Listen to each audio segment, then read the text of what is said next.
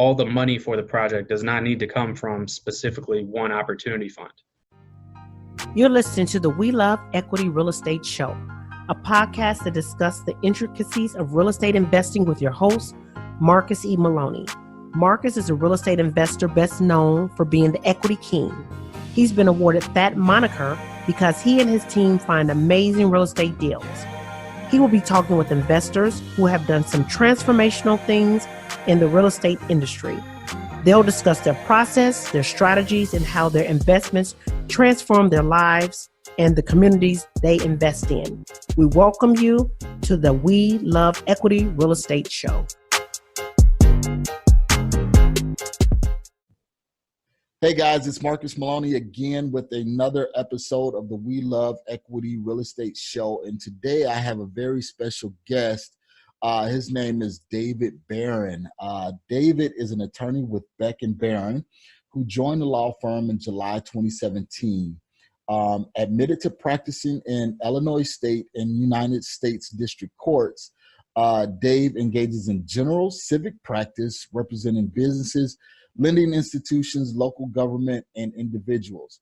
His area of focus includes commercial litigation, transaction matters, municipal law, administrative proceedings, real estate, and estate planning.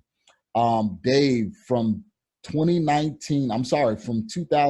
to 2013, he was an associate at the Chicago-based firm Sidley Austin LLP, where he received from the firm in 2011 the Thomas H. Morse Award for his pro bono service to the firm's capital litigation project. Briefly, from 2013 to 2017, Dave was an assistant corporate counsel in the City of Chicago Law Department, Constitutional and Commercial Litigation. Dave also handled major contractual disputes and defended challenges under the Illinois and U.S. Constitution to the city's ordinance and regulations. Also, Dave hails as a Harvard Law graduate in 2009, and he is an Irish alum from the University of Notre Dame. So he has some strong Midwest roots. So currently, some of the things that Dave is doing is, he's been active with a number of nonprofits and civic organizations, and he currently serves as a chair of the board of advisories at the Old St. Patrick Catholic Church in Chicago. So if you have ever been in Chicago, that church is definitely famous, and you see it on a lot of postcards and marketing material for Chicago.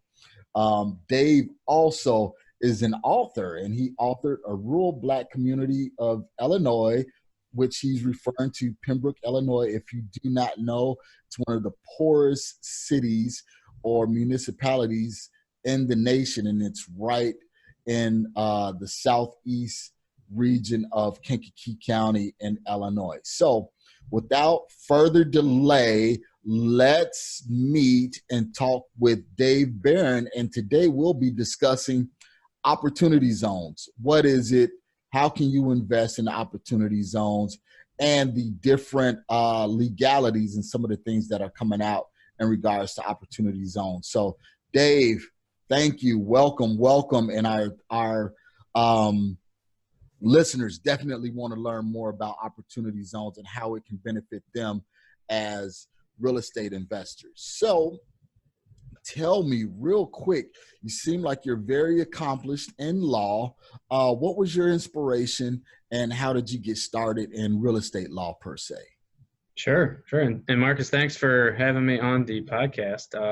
Really excited to be here, and just reading about the program in the first place and what you've been up to has been just inspiring. So thank you so much. Yeah, absolutely. In terms of real estate law and where I got started, and in terms of being involved in that and learning more, if you read through a little bit of my bio there, and the first 8 years of my practice were not in real estate law. I mean, they covered a little bit of real estate issues from time to time, but I was primarily a litigator. I was somebody who's going into court when I was at Sidley, defend larger corporations. When I was at the city of Chicago. It was to defend the city of Chicago and its departments. Touched on a few interesting real estate matters. With the city of Chicago, I was working on a defense of the city's affordable housing requirements. So that's one issue. But Okay. It wasn't really until moving back home to Kankakee, which is where I practice now. And at Kankakee, you got to open up your practice. It has to be much more general. But real estate, I knew, was something that I wanted to dig into for a number of different reasons. I mean, it touches people on so many different levels, whether it's just a basic tenancy, so where somebody leases, or whether it's actually owning somebody's first home, whether it's an investment strategy. It's just such a big aspect of key moments in people's lives that in coming back to be part of my hometown, I knew I had to get involved and more aware and understanding of real estate. So I've made that really a prime component of my practice. Okay. Another thing that's really kind of inspired me in this direction is you mentioned the book about Pembroke Township. And in that book, I get into some of the causes. You mentioned it is one of the poorest communities in the state of Illinois, let alone the country. And as when I did the research for that book, you learn that a lot of the causes are because of certain real estate moves that were made by the developers in the mid 20th century. Absolutely. Certain things that were done to kind of cut corners in some ways, or to get through certain regulatory loopholes in order to save money for the developer, but then you had a community that was left without certain basic infrastructure. So it just seemed, that was another item that piqued my interest and has really inspired me to really develop a better understanding of these issues. Okay. Well, you seem to be I don't want to generalize and say all attorneys are the same, but it seems like with a lot of the pro bono work and a lot of the nonprofit and civic work that you've done, it seems like you really have a pulse on the community and some of the things that you're doing. And I know right now, well, for the past year and a half or so, a lot of investors have been talking about opportunity zones and opportunity zones. What are they? How can you get involved? So let's kind of touch on that. I know being there in Kankakee County, which is just south of Chicago, about 50 miles south of Chicago, opportunity zones have been a hot topic. And no matter where you're at, again, me and you, we talked at the Midwest Real Estate Investors Summit, and that was one of the things you were on the panel that discussed opportunity zones. So for those who don't know what opportunity zones is, kind of give us a brief, high level description or definition of what an opportunity zone is. Sure. So the opportunity zones were part of the 2017 tax legislation that was passed. I like to say that when the legislation was passed, you probably didn't hear a thing about this program. And that was because there was bipartisan agreement about it. Democrats and Republicans actually both wanted to get this program passed. Senator Tim Scott and Senator Cory Booker were both big proponents of this opportunity zone legislation. So, that's where the genesis was. But when you take a look at what the program is, the legislation allows the IRS to create or designate what are known as opportunity zones. They've since done that and identified over 8,000 different opportunity zones throughout the United States. And the idea is it's supposed to target investment in lower performing socioeconomic communities, lower performing in terms of job growth, unemployment, and various things. The idea is to give a particular tax break, particularly with respect to capital gains tax, in order to get some investors to utilize their unrealized capital gains that they're going to have to pay taxes on, provide certain benefits, and we can go through somewhat of those are. But it provides benefits so that it will encourage an investor to put money into these opportunity zones for long-term investment. The goal is at least 10 years. So it has to stay there for a decent amount of time to take advantage of the program, which is the whole idea behind opportunity zones. It's not going to be a great thing for these communities if it's only going in for a couple months, a couple of years. It's supposed to really spark something long-term. So it sounds like, first of all, it was bipartisan. So it wasn't any arguing, when it comes to our constituents, when it comes to trying to get that bill passed. So Right. everyone was on board with that, which is a good thing. So it really wants to spur economic development in lower performing areas.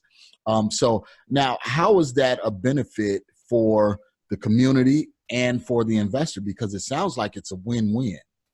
Yeah, and we can talk about some of the drawbacks. I know that's Okay. kind of a hot topic, particularly with opportunity zones too. But in terms of benefits, for the community itself, a lot of these places, and I'll say living in Kankakee, Illinois, Kankakee, I'm actually sitting in an opportunity zone right now, in downtown Kankakee, and it is the idea is over the past many decades, some of these areas have unfortunately seen a lot of disinvestment. People pulling their money out of the areas, and that can lead to a downward spiral in certain circumstances. Gravity and water can wreak some pretty tough problems on residential properties or commercial properties. And if you don't have upkeep with ongoing investment, then that's a problem. So this is just to really attract some capital to bring back some of these places, or just bring them up generally to what they can be. So that's for the communities themselves. As to whether that's going to be realized, I think we haven't. This is a new program. We got to see where it goes. But I think at least the promise is there. For the investor, it really comes out of capital gains and capital gains tax. This program only works if you can identify people that have unrealized capital gains. What they have to do is take their capital gains and put them into a qualified opportunity fund. And it's a really easy process to create a qualified opportunity fund. They don't need to be massive multi-billion-dollar funds or anything. They can be smaller, one source funds that can be put together. Then if the opportunity fund invests in an opportunity zone, it has to be qualified opportunity zone business property, qualified opportunity zone property. And there's a bunch of different types of that. Real estate within the zone is one of them. Then you can take advantage of certain tax breaks that would be applied to the capital gains that you were first investing in the first place there. Okay. So basically, so step one, I'm assuming, is to find out where the opportunity zones are. Is that correct? I think so. But they're everywhere. I mean, that's the thing. Find out where they are, but I think no matter where you live, you're going to be in pretty close distance to where an opportunity zone is. In Illinois, at least, Cook County has them, all throughout Chicago. A number of our larger counties have several of the zones, but every single county in the state of Illinois has at least one zone. So even, rural backwoods counties also have an opportunity zone, which honestly might present some interesting investment opportunities if you've got a farmland or something much less dense than what a typical urban investor might be used to. So it's to spur development, and like you said, to put some much needed capital dollars in some of these low performing areas. So once you identify where the opportunity zones are, and guys, it's pretty simple to find. I did a quick Google search this morning and found tons of opportunity zones here in Phoenix, also in Illinois and in Georgia, basically throughout the nation. So I'll add a link in the show notes in regards to where to find opportunity zones. That way you can find them. So now once we have found the opportunity zones, now what's the basis for creating that opportunity fund? What do we need to do that? Yeah, so the opportunity fund, that has to be the vehicle that the capital gains are put into before they're then invested in the zones. And the IRS has come out with the process for creating an opportunity fund. And again, it's simple. It's a 2-page self-certification form that you send in to the IRS, and assuming you meet the qualifications, assuming you did everything correctly, then in terms of registering your new entity, you have to create a new entity that is going to serve as that opportunity fund. So whether it's an LLC or a corporation, you have to put some magic words into the governing documents, into the bylaws, and the articles of incorporation or articles of organization. But essentially, it's to say this entity is supposed to be used as a qualified opportunity fund. Gotcha. And then once you do that, it is a opportunity fund. Now, you'll probably see across the board many different types of opportunity funds. The most attention that has been given to opportunity funds have obviously been the big ones. Okay. The players that are putting together billions of dollars in capital gains, pulling it from multiple investors to then go out and invest either in a particular region or a particular industry. Some opportunity funds focus specifically on affordable housing. Some focus on just general housing opportunities or other, larger projects. But there's no need for them to be that big. I mean, they could be as small as a single donor who puts in $50,000 of capital gains that they want to put into, a new project they have, a housing rehab that is in an opportunity zone and could serve to be a good long-term investment. Wow, so that's great. So, because I know there was a large misperception that it's just for these billion-dollar hedge funds, but from speaking with you, it can be a mom and pop shop that normally would go out and fix and flip houses instead of doing it through their traditional LLC. They can create an opportunity fund and then still do the same work, and on those capital gains that they make, maybe they'll rent the property out for that 10-year hold period, and all of those funds, that all those capital gains are is it not taxed, or is it taxed at a certain percentage? Kind of let's kind of go into that. I know you're not, a CPA or anything like that, but as an attorney, kind of what's the baseline? Yeah, I'll do my best. Sometimes I revert when I'm talking accounting. I revert into legalese, so it's tough. I speak one of those languages, not two. Right.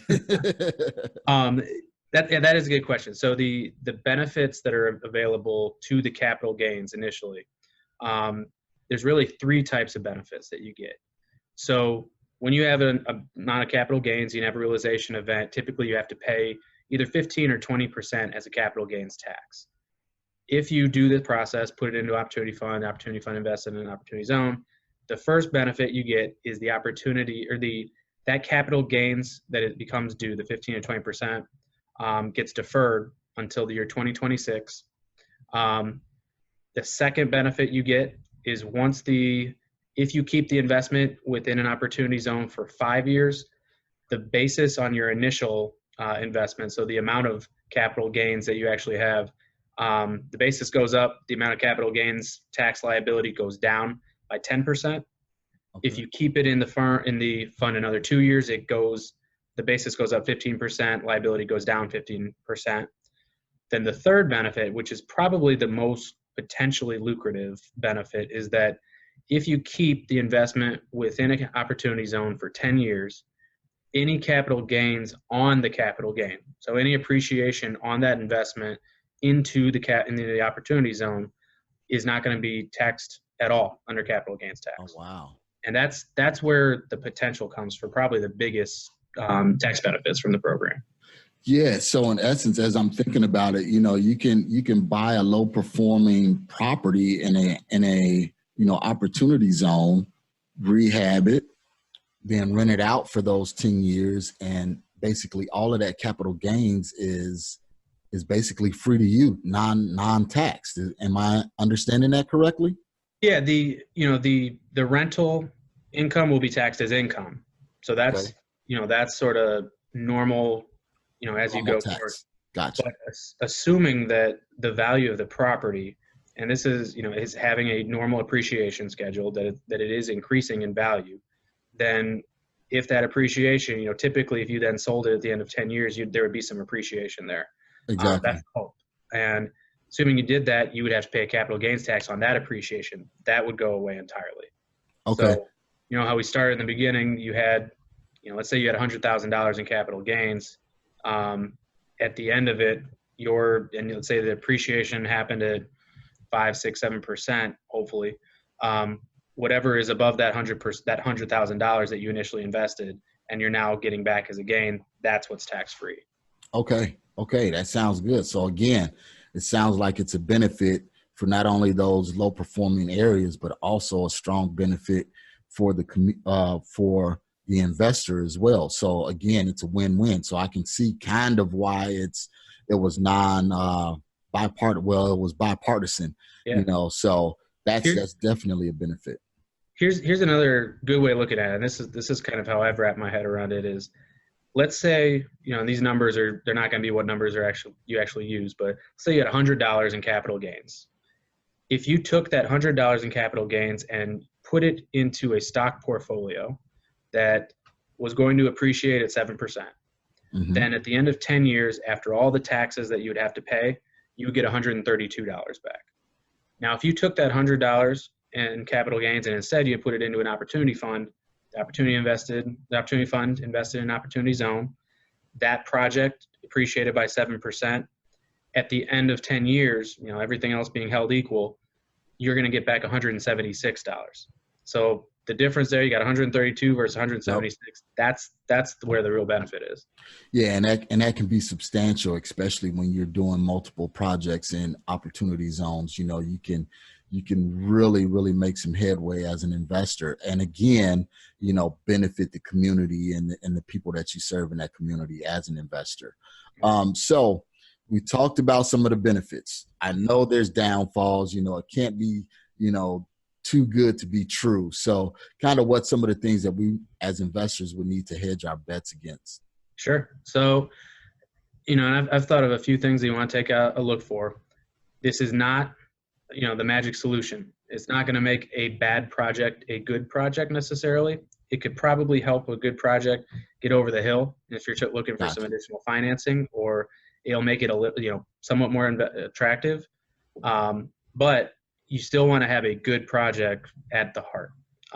Okay. And, a thing about the opportunity zones is they are in lower performing areas. So those good projects might be fewer and far between, but they absolutely exist. I mean, you just might have to seek them out a little more. You might have to think about them a little bit differently.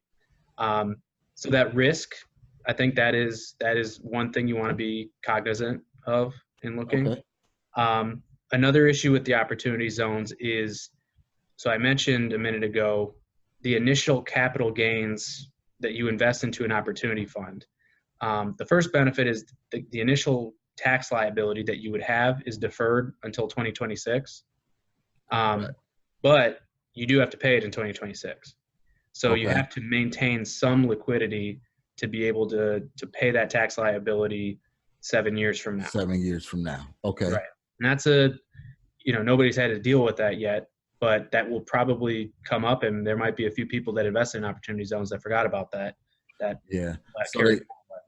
So they need to be fiscally responsible and know that, hey, I need to put this to the side because in 2026, I'm going to get this tax bill that I need to make sure I take care of. Okay. Right. Okay. So that's one downside to it. The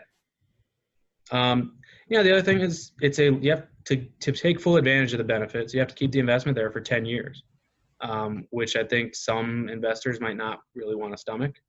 But that's a real requirement with this.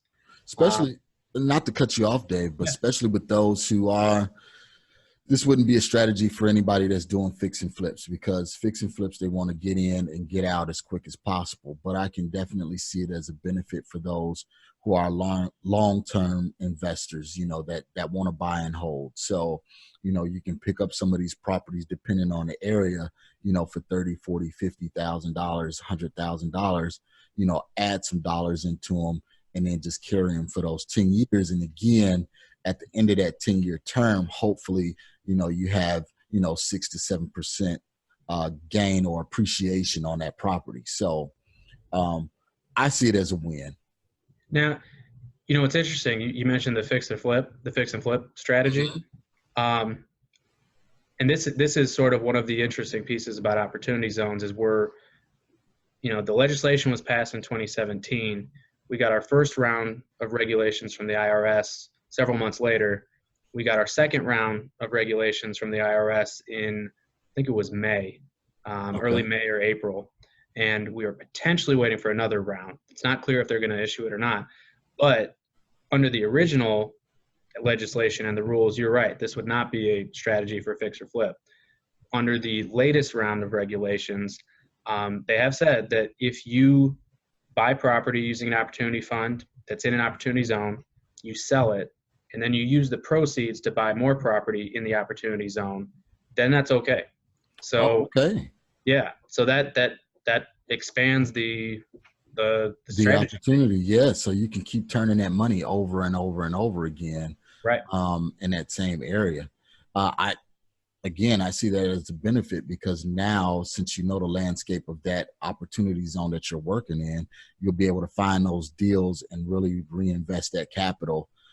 That way you can hedge your bet against, those capital gains. So, any other, things that we need to be aware of when it comes to, potential downfalls with capital, with opportunity zones? The only other piece is just the newness of this program. Mm-hmm. We have not lived through the 5-year period that you have to keep invested to get the step up basis of 10%, or the 7-year period, let alone the 10-year period that you have to get Gotcha. to get the elimination of any capital gains at the end of that time. So it's new. I mean, there is a little bit of uncertainty still with respect to certain aspects of the Opportunity Zone program. But I mentioned there's been a number of different sets of regulations. I think we're pretty set and pretty secure as it comes to real estate. Okay. And how what qualifies, what doesn't qualify, what improvements you need to make to the property in order for it to qualify. That is pretty set. But again, if anybody tells you that they've had a successful opportunity zone investment, if any lawyer comes to you telling you that they've already created this incredible opportunity zone investment, that's not true. I mean, we don't know how this is played out entirely yet. Gotcha. Because there's still quite a few gray areas that the government is still working out and trying to figure out. Correct? Yeah.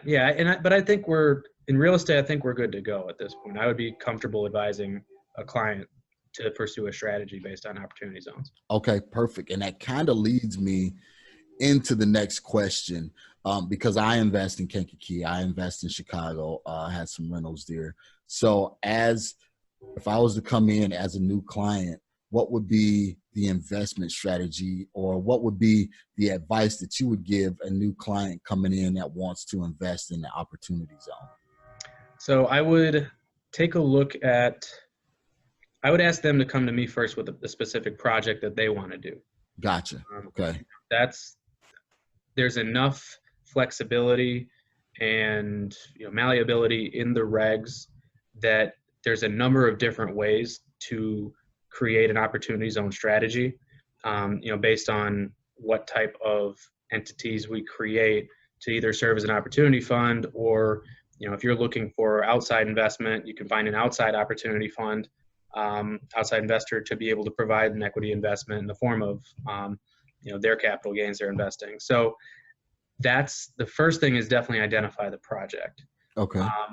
But if we're talking, let's say you're looking to, I don't know, what's an example of something that you might let's just say if someone was coming into your area, your neck of the woods, and they say, hey, I got a project in this opportunity zone, I am looking to hold it long term. What are some of the things that I need to be aware of in order to make this a successful project, from your standpoint? Yeah. So I think, if you're coming into an area and you've identified a project you want to pursue, got to find who's got the capital gains. That is the fundamental piece of this that is only going to make the opportunity zone work, or at least those tax benefits work. Okay. Maybe you don't have the full amount in capital gains to make this work as a fully financed by an opportunity fund, but that's another good thing to bring up too.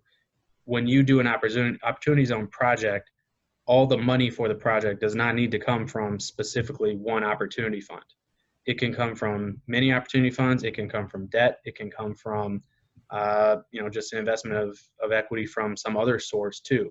So you can stack your sources of funding when you're looking at doing a project like this, whether it's a big one or a small one.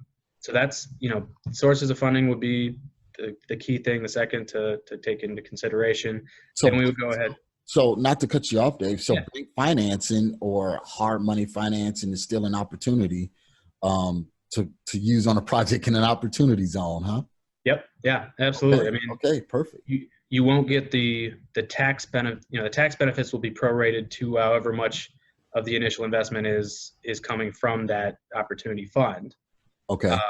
So, it's an equity investment. So coming from an opportunity fund into the project. So you'll be getting, whatever portion of the appreciation after the 10 years. After the 10 years. Right. But absolutely. I mean, getting debt to finance a project is absolutely something that should be used along with. Wow. Okay. All right. So what would be next? Okay. We found the project. We have the opportunity fund. What would be next? I mean, I know that any smart investor will talk to not only you as the attorney, but also their CPA to make sure everyone is on the same page. What would be kind of the next steps?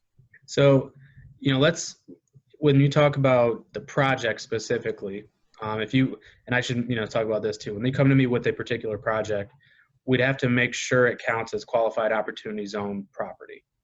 Okay. And with respect to real estate, so again, this opportunity zone property not only covers real estate, it also covers stock of businesses that operate predominantly within an opportunity zone. Okay. Okay. Which could be relevant to a real estate discussion, but for the sake of simplicity here, we'll just say you're looking at buying some real estate within an opportunity zone property. Yep. There's a number of different qualifying factors. So, speaking just generally, if you're going to buy a piece of property that has some sort of improvement on it, has a house, has a building, for it to qualify as opportunity zone property, you have to double the basis of that property. So if it's a $100,000 home, you do have to put another $100,000 into improvements into the property. Okay, so you have to have not only the acquisition, but you have to have that rehab amount to match the acquisition price. Okay. Right. Yeah, okay. Yeah, and it's double the acquisition price is how much you have to bring in to the property. Now, if it is vacant property, that doesn't apply. Any improvement you make is going to substantially improve the property, so that would qualify as opportunity zone property. If the property has been vacant for 5 years, then you also don't need to substantially improve it. You don't need to put in all of those improvements. You may want to, but that's a way to get around that substantial improvement requirement in order for real estate to count as opportunity zone property. Okay, so there's different time frames, time limits. Those properties that's vacant, normally you'll probably end up putting in close to double anyway, the zone requirements and things like that for city ordinances and things of that nature. But you can still find deals out there, where properties have been vacant, where you will have to put a substantial amount of money into it, but some of the returns, will still be amazing, especially, with these opportunity projects.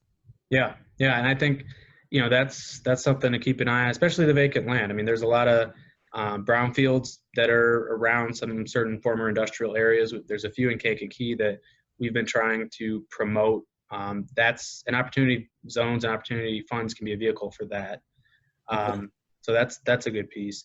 Another thing to keep in mind is so there are certain sin businesses, they call them, quote unquote, sin businesses that cannot be operating on opportunity zone property. So not a strip club or a gambling house or anything like that. Is that what you mean pertaining to sin?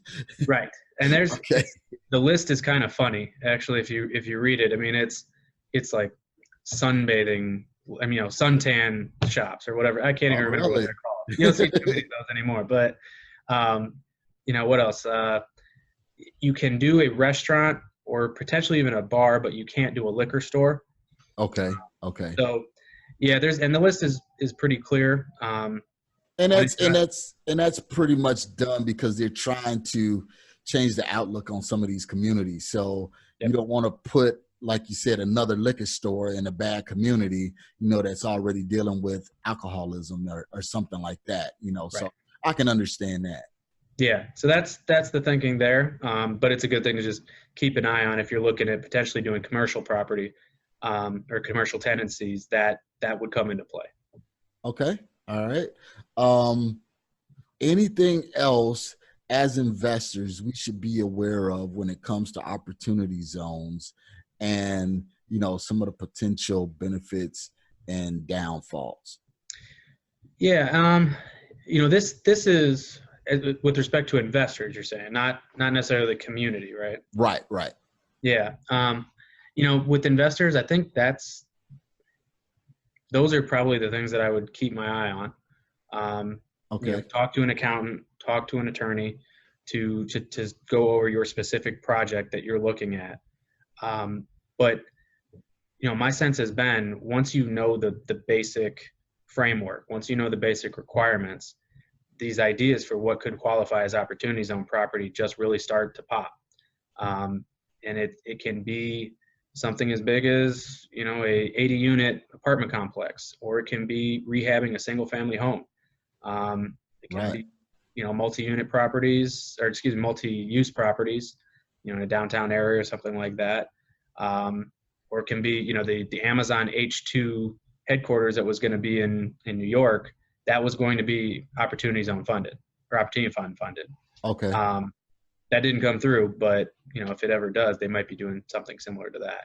So the range that's available is very big. And I guess what I would advise my clients is, even if you think it might not qualify as opportunity zone property, let's think about it. Let's figure out if there is a creative strategy that's available based on the regulations that exist to do something where it still does qualify as opportunity zone property, so you can not only take advantage of the program, but hopefully do some good for these communities. Okay. And then this is going forward. So what if you purchased a property, the close of 2018? Is there anything to kind of retro that, or is it just new acquisitions going forward? So that's where we would have to get creative. Okay. The idea is that it's for new acquisitions, new investments into property. And I would want to analyze on a specific case-by-case basis, honestly, to figure out if, maybe you create a new corporation, and that new corporation is the opportunity zone investment, as opposed to the real estate itself. So that's, and still I got to make sure that there's no related parties issues that come up in the regs. So that'd be a good one to talk to the lawyer specifically about that. Okay, perfect. But again, don't let it say, well, I guess I missed the boat on that one. Okay. So it's all, like you said, it's case by case, just knowing the rules and the regs and speaking with an attorney and your CPA, and to make sure, you're doing everything according to, those standards. So Dave, I think you really shed a lot of insight and a lot of light on opportunity zones here, and because, there's people that can buy, again, multi-use or multi-family properties that, they can really have a tax basis and a tax benefit, to buying in these opportunity zones.